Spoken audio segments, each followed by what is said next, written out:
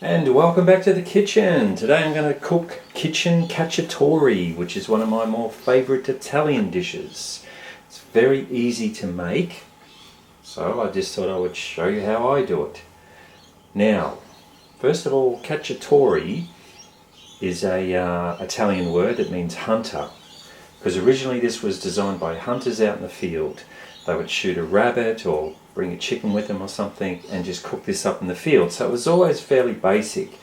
And over the years it's just developed into adding more things in flavour. But basically what you have is, the basics of this is chicken, onion, garlic and tomatoes. That's what makes a basic cacciatore. So you can get by with just that. But as I said, times change. Everyone likes to add a bit of this or that. Oh, and if they had wine on them, they'd also put wine in, right? Which was pretty common back then. But to give you an idea, even in Italy, in the south of Italy, they use a red wine. In the north of Italy, they use white wine. I prefer white wine. I don't think red wine lends itself to chicken very well, So I use the white wine. So I'm just going to go through the ingredients to start with. So just going around. So this all came about because I managed to get two, what we call spatchcocks, which are very small chickens. To give you an idea how small it is, that's the drumstick, tiny. Spatchcocks are normally used in really fine dining and things like that, but I couldn't be bothered doing all that. So I decided to roast one last night, whole, which I'll put a picture in just before I carved it. And then this one, so I butchered this one up because I like cutting up chickens in their little bits. So this was a whole chicken that I just broke down into its different pieces. The breasts, not really big breasts, but I'm going to cut them later in half again, just so they cook quicker. Right, so that's the reason why I'm doing this. Normally you would use thigh fillets, well that's what I'd normally use, about 8 thigh fillets. But for this I'm going to use a whole spatchcock, which just means little chicken. Okay, so we got our salt and pepper, flour, because I'm going to use these to cover these bits in flour, as we'll see later. A little bit of sugar. I'm using a Sauvignon Blanc, which is a fairly dry but watery white wine. I get that because it's cheap and it's good for cooking. I wouldn't drink that. If I was going to drink the wine, I'd get a better one, but that's really good for cooking. You want a dry white wine whenever you're using wine in cooking. But really, you drink a Chardonnay or something like that. Right, moving along. A couple of cans of Italian diced tomatoes. I always have them in the cupboard, always. Some tomato paste. These are really cool.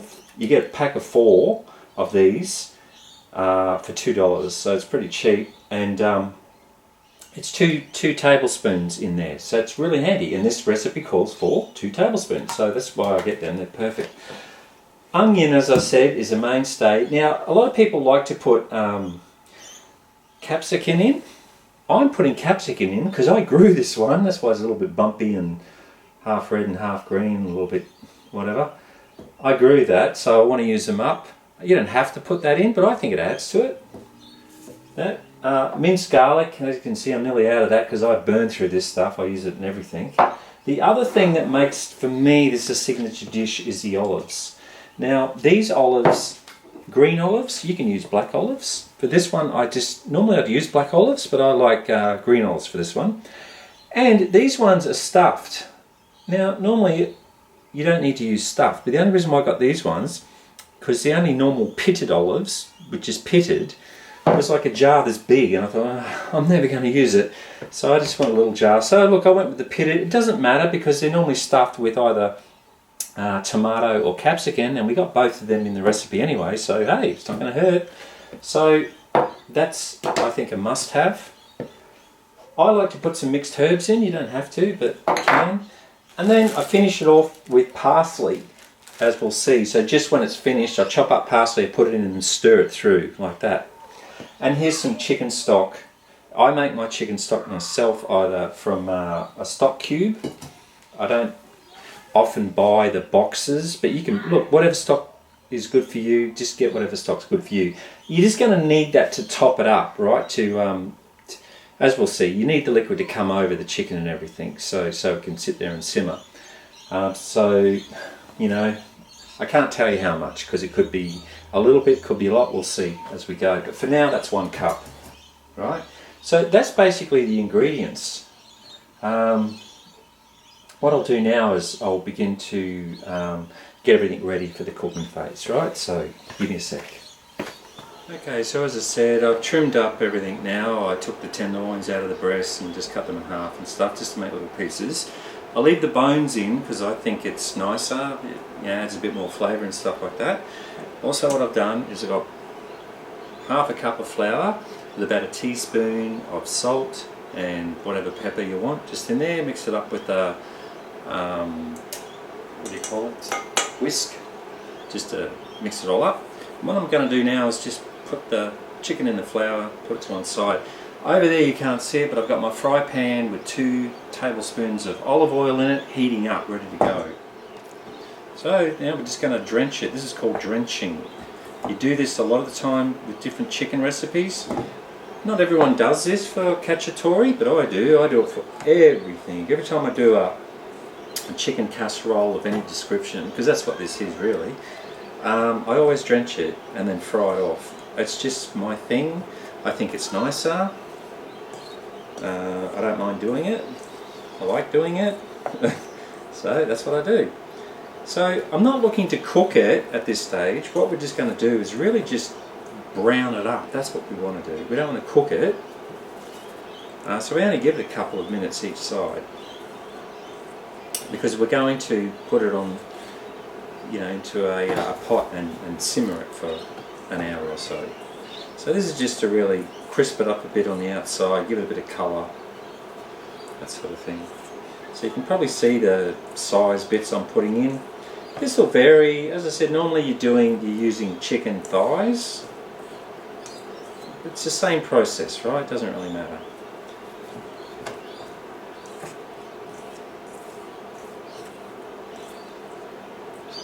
Like everything I do, this is my recipe, how I do it. You know, over the years I've developed this to my own palate, my own taste. So if you want to mix and match and change it and whatever, I don't care. Right? This is just a basic recipe to show you how I do it, and you can figure it out from there.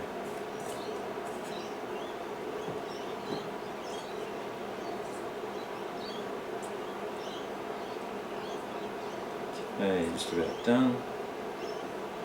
One more.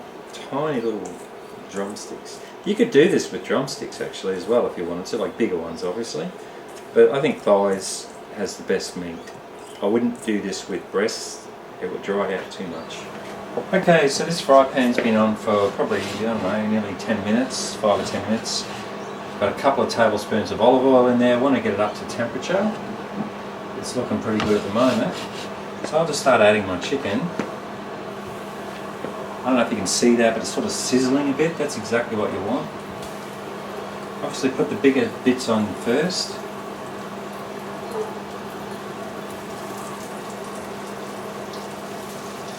You're going to do this in batches because you don't want to crowd your pan. Okay? So we'll just let that cook away and we'll come back. Okay, so the chicken's on. I've got the timer on because I like to give them about 4 minutes each side, but I want to do a bit of multitasking. So while that's cooking, I'm going to cut up my onion and capsicum because that's going to go on next. So probably better watching this than watching that cook. As I said, I've got a timer, so I'll be able to turn it when it goes off. So just my normal onion, cut in half again, and peel it.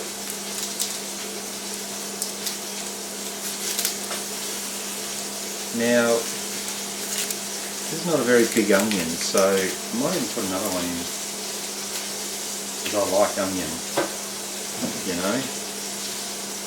In fact, I will.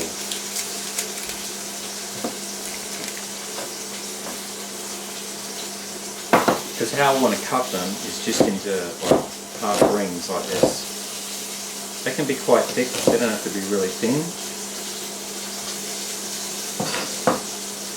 this is like a casserole, a stew. So I like these to come out. I like to be able to eat them like that. I'll do another onion in it. This is how I cut this.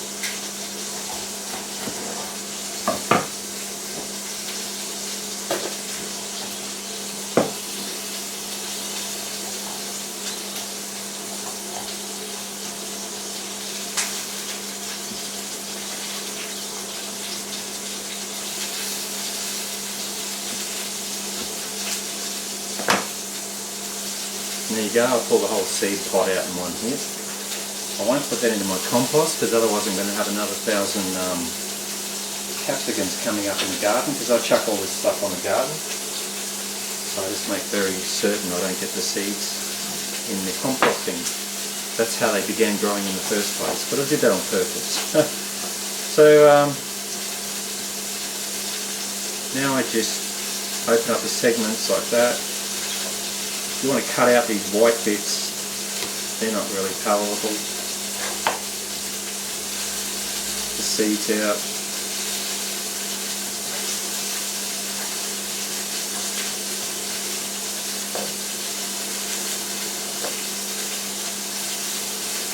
You can hear that chicken frying away, smells yummy.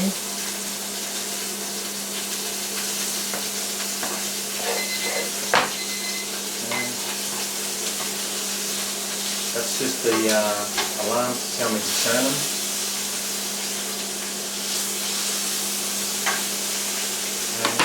So I'm doing 4 minutes one side and 3 minutes the second side. You could probably even do 2 minutes. Like I said, we're not trying to cook them, we're trying to brown them. So don't get too stressed about it. You're going to give this at least 45 minutes in the pot, so plenty of time to cook the chicken.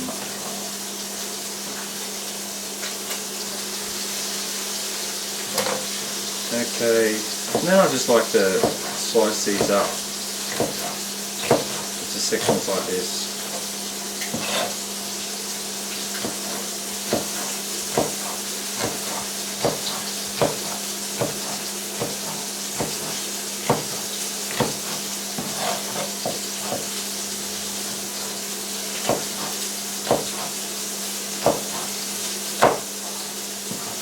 That's it. That's all I cut veggies. Okay, so I finished the chicken. I just wanted to show you what it looked like. It's nice and golden brown, and I put it into the final cooking dish. Okay, so the next phase that I'm going to do is cook off the vegetables. Now, this is my method, right? You don't have to do this. I just prefer to. So this is the onion and the capsicum. Into there.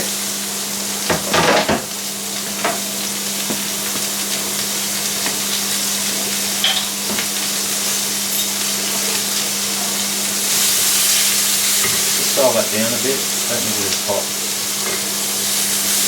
Chicken. So I use this opportunity to break up the onions into their rings. I'm also going to put in my garlic, minced garlic. You can do chopped garlic if you want, I just prefer minced. I'm putting 3 of those bad boys in because I love it.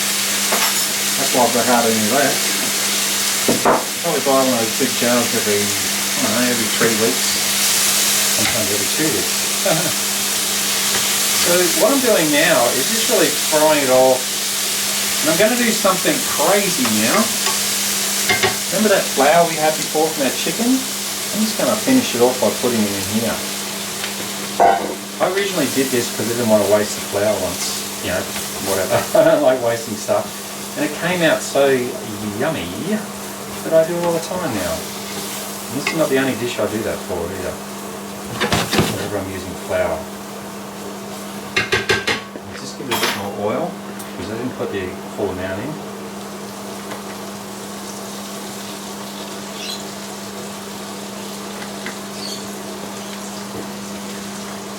Get back up to temperature again.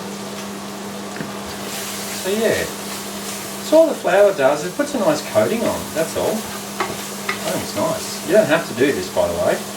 This is what I do. Now I think I mentioned it, but you know, a lot of people like to put mushrooms in. I don't. Not that they're bad, I like mushrooms, but I don't know, I think it's just over the top.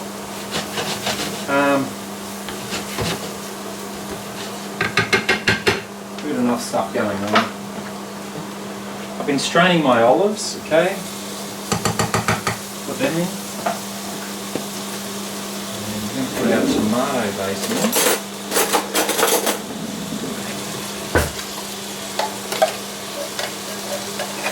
Now again, a lot of people just put all this directly in with that and just bung it on the heat and do it like that and let it heat up. I like to cook it first and get it heated up in here first, and then I'm going to pour it on. It's just my preference, that's all. You don't have to do it this way.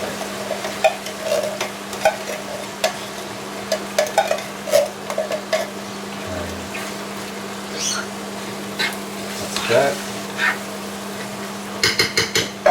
I always add tomato paste just to give it a bit more flavour, otherwise it comes out a little bit bland. And that goes for anything, whether I'm doing spaghetti bolognese or whatever. If I use tin tomatoes, I always back it up with tomato paste because it's concentrated. Now I just want to turn that down a lot because I don't want this boiling its guts out, I just want it simmering.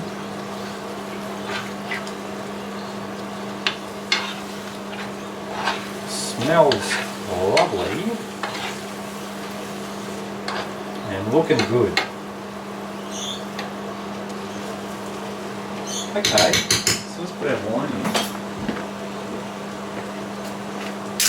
I like wine, so where's my measuring cup? We've still got flour in it.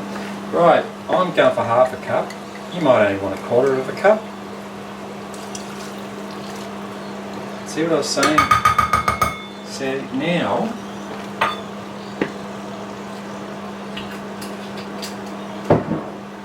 just going to let that simmer for a little bit, and just to see where we're at as far as liquid is concerned. Just give that a bit of a stir. Now at this point as well, I'll give it a bit of a taste to see if it needs some more salt and or pepper, some seasoning. Probably will. See how that flour has thickened this up? That's exactly what I want.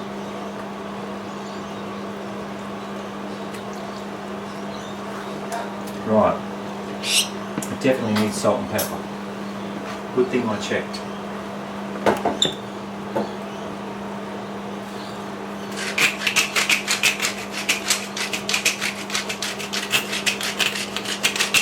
Don't forget, a lot of this is going to be lost in the cooking process. So if you think that's a lot of salt, it's not really. Same with pepper. We'll only retain about 10% of what I put on there. We may even have to season it again before the final dish. Okay. Just stir that in. I want to bring this right down now because this is where we're going to simmer it.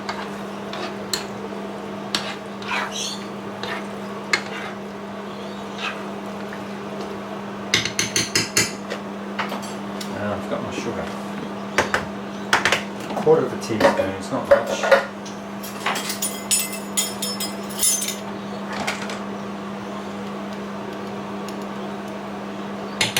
Pretty common in Italian cooking. Put a little bit of sugar in there. Oops.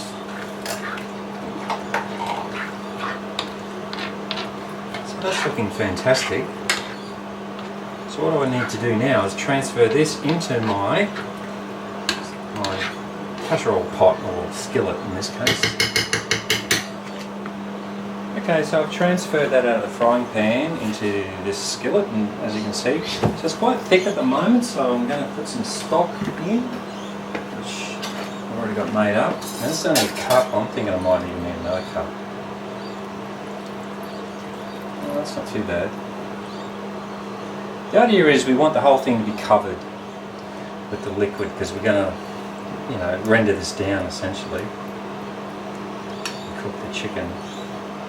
So what I'm going to do now, that's up the top, so I don't need any more stock. I won't fit any more in, but I'm going to keep an eye on it.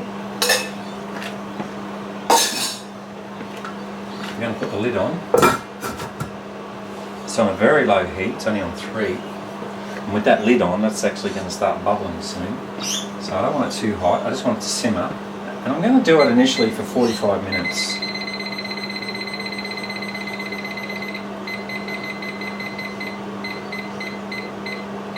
There we go. What we're really trying to do is cook the chicken now, because everything else is cooked. We're just keeping that warm. We just want to make sure that chicken's cooked. So what I'll do it for 45 minutes, which I think it'll be done, to be honest. But I'll do a temperature check. You want it around 71 degrees Celsius. I don't know what that is in Fahrenheit. Around 71 degrees Celsius for chicken. So full chicken breast you do 73, or a whole bird 73. But for this sort of stuff, 70, 71. So I'll do a test of that at 45 minutes. I'm confident, because I've done this a million billion times, because I fried off first, normally 45 minutes is more than enough time. But if I have to, I'll go the extra 15, go to an hour. So that's basically it for chicken cacciatore. I was going to say, dov'è il vino blanc? How much is the white wine? It was only $8, right? And I do keep that in the fridge. It's got a twist top, so you can use it for other recipes. I do. I keep the stuff like a month because I don't drink it. So, you know, it'll keep. I wouldn't keep it more than a month. Probably go a bit nasty, but yeah. Anyway, going to leave that now for 45 minutes, and we'll come back and have a look when it's done. Meanwhile, I'm going to clean up the kitchen. Okay, so I've just come up to the last sort of just under 10 minutes. I've taken the lid off just to let that render down a bit and thicken up a bit.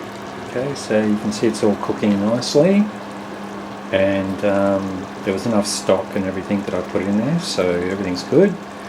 Chicken's basically cooked at the moment, but you know, I just want that sauce to thicken up a little bit. So that's what's going on there. I'll move over to show you the herbs. Okay, so the cacciatore has finished now. I've just got it off the heat just to let it rest a bit. Probably give it about 10 minutes resting, you know, just to let it cool down a bit, you know, otherwise I think it'll be too hot to eat. But what I'm going to do now, I'll just show you, right? So this is my favourite fresh herb in the world. Continental parsley or flat parsley. You can use curly parsley if you like that better. You can even use some dill, not dill, what do you call it, basil. So this is how I do it. I want about, I don't know, a couple of tablespoons. Just do that. Get it like into a ball and then chop it up as fine as I can. The smell is lovely. I like the smell of it as you're cutting it. So I'm just moving it around like that.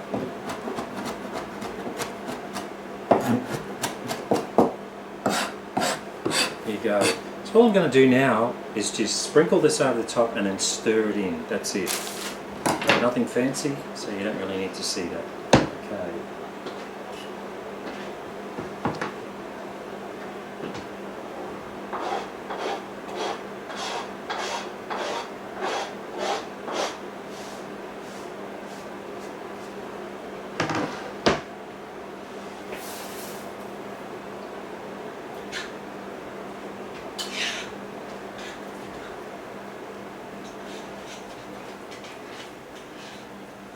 Okay, so we've got it plated up, and you're probably going to be thinking to yourself right about now, what the hell has he got under there? Yes, that is rice. I prefer this with rice, believe it or not, even though it's an Italian dish. I think it's nicer, but traditionally you would have pasta, and I was going to do pasta, just to show you, but we're in the middle of the coronavirus hoax. So the problem with that is all the selfish people went out and hoarded all the pasta, so there wasn't any left. So I went with what I already had in the cupboard, which was rice, which I prefer, as I said. I'm sure die-hard food fans will be having a coronary over that, but whatever, get over it. I've also sprinkled some Parmesan cheese on top. Why? Because I've got it always in the fridge, because I love it. I use it in a lot of things and I love it, so I put it on there. You don't have to, but I did. I let it melt in and it's really yummy. So that's basically it. The sauce is perfect. It's come up, you know, just the right consistency that I like. It smells divine. We'll have a little try. Oh, it's really good. And I'm not just saying that. Okay, it's really good. This is a simple recipe. It's about 15 minutes preparation and about 45 minutes to cook. Maybe 20 minutes prep if you add in cooking the chicken first. And then 45 minutes. So within an hour or so, this is a great Sunday dinner. It's comfort food. It's really nice. If you have it with pasta, I would use fettuccine or the the tubular ones. Those ones are really good. And have some nice garlic bread with it, or crusty bread or something like that, just to top it off. But here, there you go. There's my version of chicken cacciatore. It's delicious. It's easy to do. It's pretty inexpensive to make. So, no more excuses. Go off and do it. See you later.